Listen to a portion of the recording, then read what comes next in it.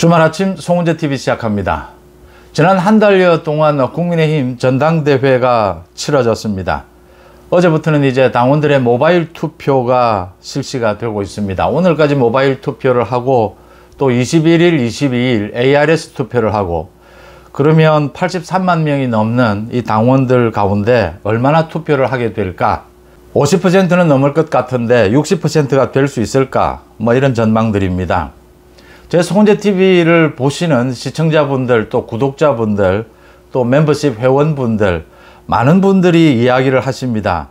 송은재TV 제가 이 전당대회에 들어가기 전에 저와 함께 정말 공정한 입장에서, 객관적인 입장에서 이 4명의 후보를 비교 분석해 보고 누가 가장 지금 당대표로 적합한지를 골라내는 작업을 함께 해보자라고 했습니다.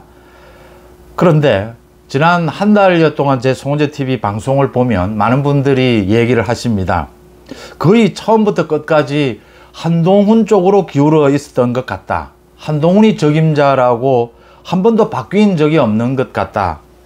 그래서 그동안 많은 이야기를 했지만 이 한동훈, 왜 한동훈이 지금 이번에 전당대회에서 당대표가 되어야 하는지, 여러 가지 한동훈의 약점, 한동훈을 비판할 점, 이런 부분에 대해서도 해명이 있어야 되지 않겠느냐라고 말씀을 해 주십니다. 굉장히 적절한 지적이다 이렇게 보입니다. 또 이번 이 전당대회 과정에서 이 시청자분들, 구독자분들, 또 회원분들 가운데 생각을 달리 한다라고 하시면서 이렇게 송은재TV를 나가시기도 하고 또 많은 분들이 들어오시기도 합니다. 저는 사실 이번 전당대회 들어가기 전에 제가 같이 이 당대표 후보를 골라내는 작업을 함께 해보자라고 말씀을 드렸던 이유는 그래도 팽팽한, 어느 정도의 팽팽한 대결이 될 것이다 라고 봤습니다. 한동훈과 나경원이든지 한동훈과 원희룡이든지. 그런데 그게 한 번씩 한 두세 차례 기회가 있었습니다. 나경원, 원희룡에게. 그러니까 제가 여러 번 말씀을 드렸는데 조기 후보 단일화를 하고 또 윤석열 정부와의 견제를 정확하게 하면 이게 상당히 지지율이 오를 것이다 이렇게 봤는데, 결과적으로 그렇게 되지 못하고 한동훈의 일방적인 이런 게임으로 흘러왔습니다. 이제 뭐 투표를 하고 있는 상황입니다. 전망들이 나옵니다. 1차 투표에서 한동훈이 50%를 넘겨서 끝내느냐, 아니면 결선 투표까지 가느냐, 결선 투표까지 갈 경우에 한동훈이 이길 수 있겠느냐, 아니면 나경원이나 원희룡으로 뒤집어지느냐, 이런 전망들이 나옵니다. 저는 이렇게 봅니다.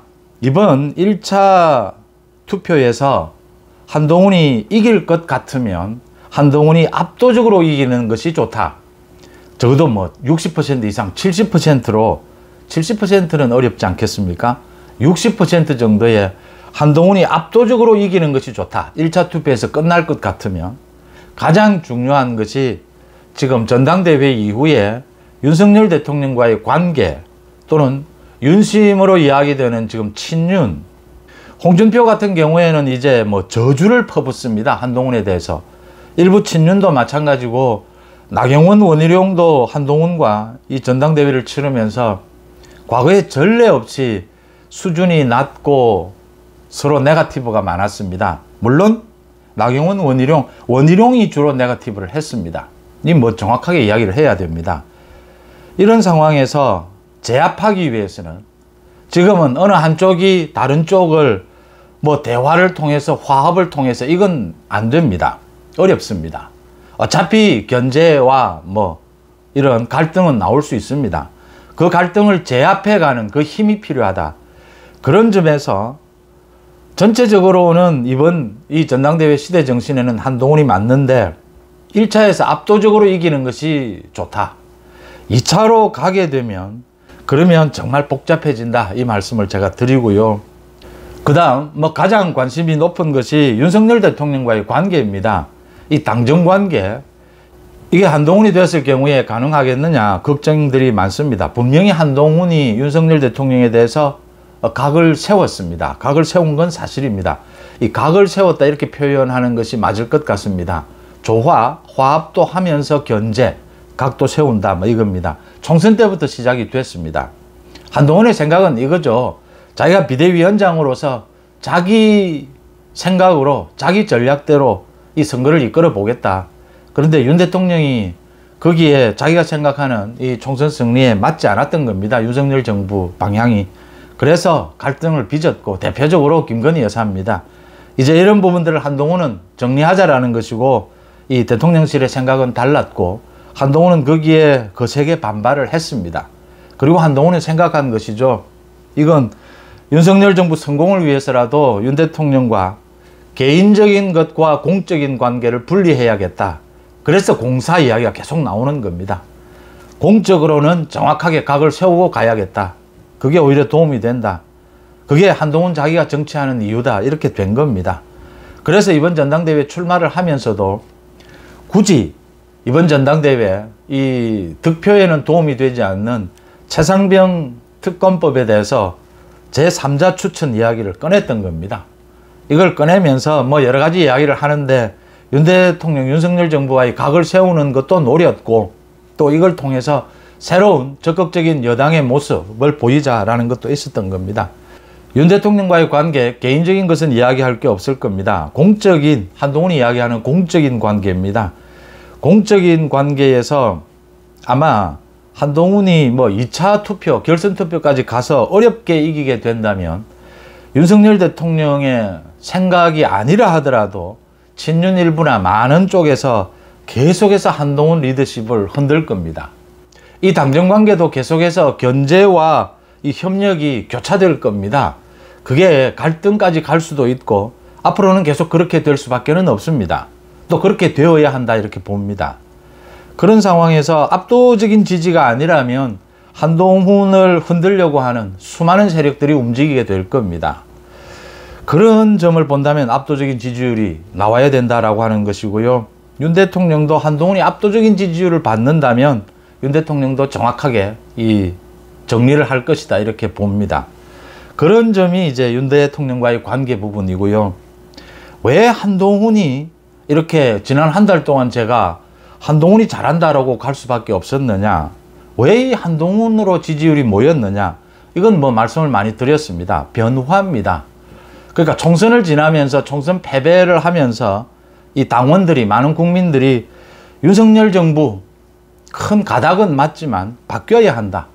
윤석열 정부 지난 2년 동안의 그런 방식으로는 안 된다라는 분명한 경고를 준 겁니다. 이제 누가 어떻게 바꿀 것이냐, 그 주인공으로 한동훈이 등장한 겁니다. 등장해서 한동훈이 윤 대통령도 법치와 공정으로 정권을 바꿨습니다. 그런데 한동훈은 윤 대통령보다 훨씬 더 강도 높은 법치, 공정 또는 새로운 메시지를 가지고 나온 겁니다. 그래서 한동훈에게 이 변화의 물결을 맡겨보자 라는 것이 지금의 시대 정신이다, 흐름이다. 나경원과 원희룡은 그런 부분에서 좀 둔감했거나 반대쪽에 있다 이렇게 볼 수가 있습니다.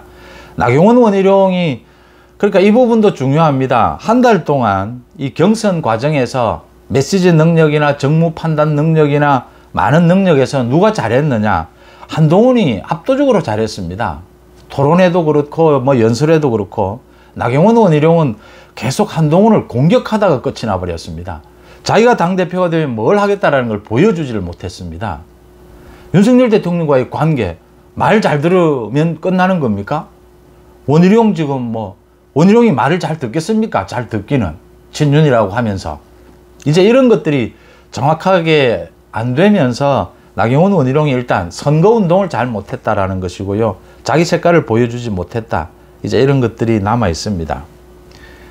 큰 쟁점이 한 3가지 정도 됐습니다. 이 나머지 한동훈이 좌파냐, 배신자냐, 뭐 댓글 이런 것들은 전혀 근거를 제시하지 못했습니다. 지금까지도. 한동훈이 좌파라고 하는, 또는 한동훈이 배신을 할 것이다라고 하는, 또는 한동훈이 댓글 부대를 뭐 자기가 조직적으로 운용을 했다라는 어떤 근거도 현재까지 나오지 않고 있습니다. 그렇다면 이거는 마타도우입니다. 그 다음 그 부분은 제외를 하고요. 큰 쟁점이 됐던 것이 소위 한동훈의 말씀드린 대로 최상병 특검법, 그 다음 이 김건희 여사의 문자, 뭐 익십이라고 이야기합니다. 그 다음 어제까지도 논란을 빚었던 이 패스트트랙 기소 부분입니다. 이 세 가지가 그래도 좀 볼만한 이 논쟁거리였다 이렇게 봅니다. 말씀드린 대로 최상병 특검법, 이 한동훈이 새로운 제3자 추천안을 내놓은 것은 한동훈의 두 가지 의도입니다. 윤석열 대통령과 견제도 하겠다라는 걸 분명하게 한 것이죠.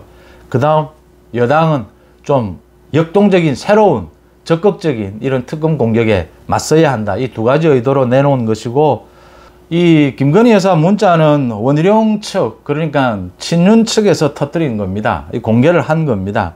이건 원희룡의 실수입니다.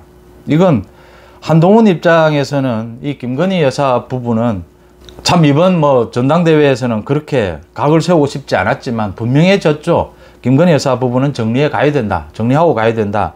라는 걸 분명하게 하면서 이렇게 최상병 특검으로 한동훈이 이번 선거에서 도움을 받지는 못했을 겁니다.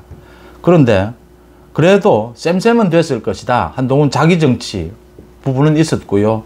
김건희 여사 문자 부분은 원희룡이 잘못한 겁니다. 이건 아마 선거에서도 손해를 봤을 것이다 이렇게 보입니다. 이제 어제 나경원과 한동훈이 얼굴을 붉혔습니다. 나경원이 이게 개인 차원에서 그 공소를 취소해 달라고 하는 것이냐. 한동훈이 5번, 7번 네 하고 인정했습니다. 나경원이 오해를 하는데 어제 그 흥분을 해가지고 나경원이 억울하죠. 아플 겁니다. 울었다라고도 하는데 이게 이제 이 패스트트랙 이 기소 논란을 보면서 한동훈의 생각을 모두 읽을 수가 있습니다. 왜 공사를 이렇게 분리를 하려고 하느냐. 한동훈은 왜 선거에 도움이 되지도 않는데도 패스트트랙 이 부분을 거론을 했느냐. 그리고 사과를 하고 어제 또 이것 가지고 반박을 했습니다. 한동훈은 왜 이럴까? 한동훈은 사실은 총선이 지나고 난 다음에 윤 대통령을 찾아가서 풀었으면 형님 잘못된 건 잘못된 것이고 이랬으면 될 일인데 한동훈은 왜 그러지 않을까? 총선 때도 마찬가지입니다. 훨씬 도움이 되는데 이제 이 부분에 대한 숙제가 이 한 가지에 다 들어 있습니다. 흔히 한동훈의 정무적 감각이 취약하다. 지금 나경원, 원희룡, 이준석, 홍준표 모두 나서서 한동훈은 검사지 정치인이 아니다. 아직 정치가 아니다. 한동훈은 이 세상을 범죄자와 범죄 아닌 사람으로 나눠서 본다. 이 이야기들을 합니다. 지금 이번 전당대회에서 많은 논란들, 박근혜 전 대통령에 대한 수사 논란이라든지 모두 윤석열 대통령과 겹치는 것입니다. 윤 대통령이 아직도 검사다. 검찰총장으로 지금 국정을 이끌고 있다. 이런 것과 비슷합니다. 한동훈의 장점이기도 하고 한계이기도 합니다. 패스트트랙은 이게 이런 것이죠. 참 이 패스트트랙을 막기 위해서 온몸을 던졌습니다. 문제는 범법이 발생을 했습니다. 가족 가운데 누군가가 가족을 지키기 위해서 범법을 저질렀습니다. 이 가족은 보호해야죠. 그런데 법의 처벌이 옵니다. 이 어떻게 해야 됩니까? 법의 처벌에 순응은 해야 됩니다. 그게 법치입니다. 그런데 가족이니까 가족을 위해서 싸웠는데 보호를 해야 됩니다. 이 괴리의 부분입니다. 그러니까 한동훈도 이걸 말하지 않았으면 좋겠다. 저는 한동훈이 이거 사과하지 않을 거라고 봤습니다. 그런데 캠프에서 그날 저녁에 이 선거에 전혀 도움이 되지 않는다. 너무나 아픈 부분을 건드렸다. 그래서 사과를 했습니다. 근데 한동훈은 사과를 하고도 이게 인정이 안 되는 겁니다. 사과를 한 건 당원들 나경원에 대해서 그렇게 헌신한 부분을 사과한 것이고, 자, 법을 위반한 겁니다. 이걸 법무부 장관이 어떻게 해야 됩니까? 또 윤석열 검찰총장 시절에 기소가 됐습니다. 가족을 지키려고 몸을 던졌습니다. 당을 지키려고 몸을 던졌습니다. 문재인 정권을 정말 박살내려고 온몸을 던졌습니다. 그런데 국회 선진화법에 의해서 법을 위반한 건 또 사실입니다. 이걸 어떻게 해야 되느냐? 정서적으로, 마음으로는 나경원의 말이 맞습니다. 그런데 법치, 이 냉정한 법치와 국정의 의미로 본다면 법무부 장관 한동훈의 입장이 맞는 겁니다. 이제 한동훈이 이야기하고자 하는 건 이 부분이죠. 이게 나경원 개인 차원이라고 했지 개인이라고 안 했습니다.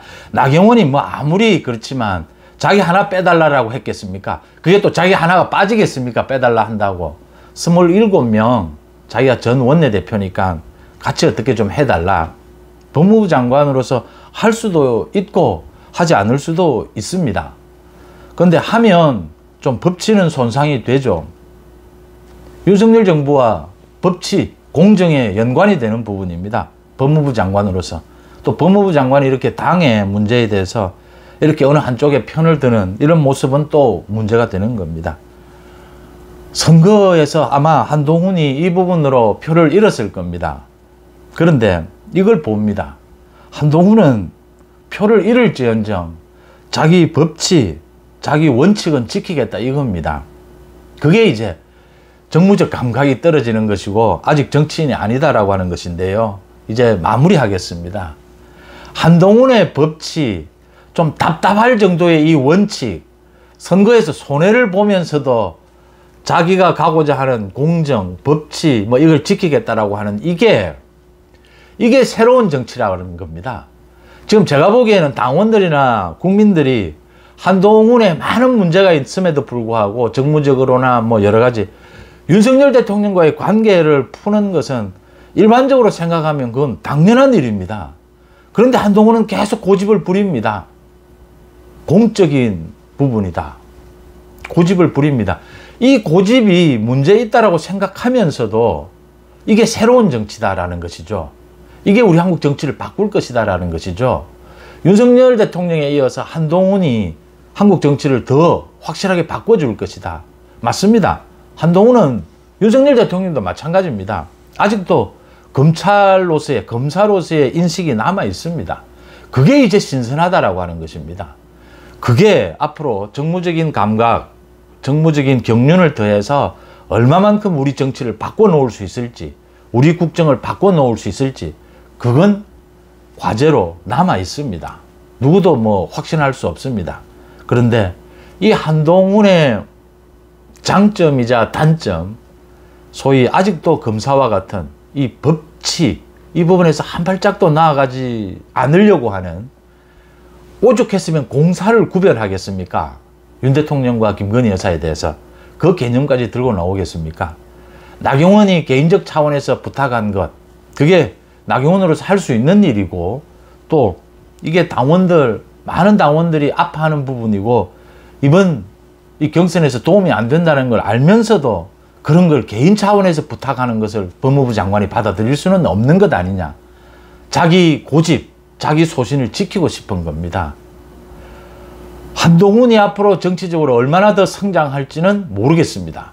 숙제로 남아 있습니다. 그런데 제가 이런 여러 가지 이유로 해서 전체적으로 이번에 시대정신, 이 당대표는 한동훈인 것 같다라는 결론을 내리게 되는 것입니다. 이제 거기에 맞춰서 윤석열 대통령과의 관계, 다른 것들이 정리될 수 있어야 한다. 만약 한동훈이 아니라면 왜 나경원이어야 하고 원희룡이어야 하는지 이것도 지금 문제입니다. 결선 투표로 간다라고 하더라도 왜 나경원이고 원희룡이어야 하는지 본인들이 이번 전당대회에서 전혀 보여주지를 못했습니다. 이 한동훈 두드려 패는데 급급해서 그 부분은 남아있긴 하지만 어쨌든 지금은 시대정신은 한동훈이다. 한동훈이 1차에서 압도적으로 이기는 것이 이 전당대회 이후에 소위 한동훈 리더십을 흔들려고 하는 이런 세력을 제압하는 데도 도움이 될 것이고 윤석열 대통령과의 관계 재설정에도 도움이 될 것이다. 이렇게 읽습니다. 여러분들은 어떻게 보십니까? 주말 아침 송은재TV 마칩니다. 고맙습니다.